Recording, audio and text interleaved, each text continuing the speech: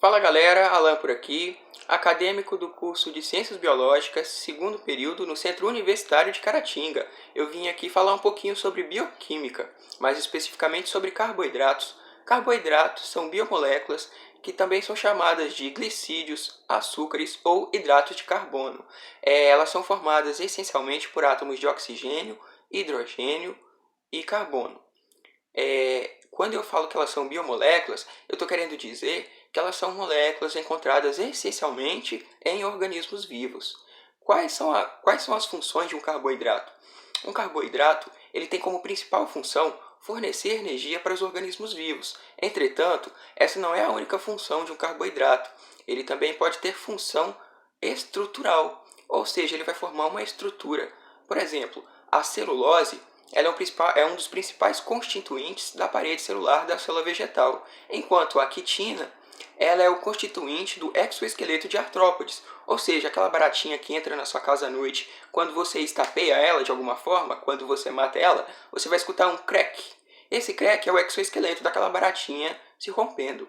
Além disso, é importante destacar que há uma classificação para os carboidratos. Eles são divididos em três classificações, em monossacarídeos, disacarídeos e polissacarídeos. Os monossacarídeos são carboidratos de maior simplicidade, e justamente por serem carboidratos de maior simplicidade, eles podem ser mais facilmente absorvidos pelo nosso organismo. É o caso, por exemplo, da glicose, que é encontrada em diversos vegetais e também no mel, aquele melzinho docinho que a abelha produz. Agora, os disacarídeos são a união de dois monossacarídeos por um tipo de ligação que a gente chama de ligação glicosídica.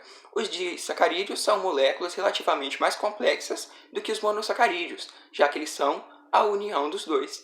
E nós também temos os polissacarídeos. Os polissacarídeos são moléculas que são mais complexas do que os disacarídeos e os monossacarídeos. Os polissacarídeos são carboidratos de cadeia grande. Quando você analisa a estrutura daquele carboidrato, ele é composto por várias unidades monoméricas unidas.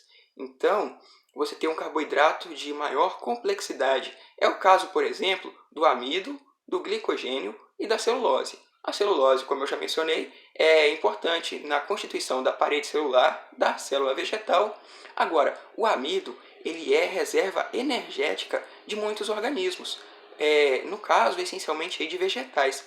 Como, por exemplo, aquele grãozinho de feijão que está no solo e que, de repente, quando encontra condições favoráveis, ele começa a germinar, aquele brotinho que está saindo ali do grãozinho de feijão, ele está se nutrindo a partir do amido presente na semente, porque ele ainda não possui raízes. E por não possuir raízes, ele não tem como conseguir ainda seus nutrientes. Então ele se nutre até se tornar autossuficiente por meio do amido presente naquela semente. Agora, o glicogênio ele é também reserva energética, só que ele é a nossa reserva energética e também é reserva energética de fungos. No nosso caso, por exemplo, precisando de energia, a gente pode quebrar o glicogênio em unidades menores, que no caso aí o glicogênio vai ser quebrado em monossacarídeos, que como eu falei, podem ser facilmente absorvidos por nós. Então vai auxiliar aí na produção de energia, para que a gente mantenha as nossas atividades metabólicas normais. É só isso. Eu espero que tenham gostado do vídeo e até a próxima, galera!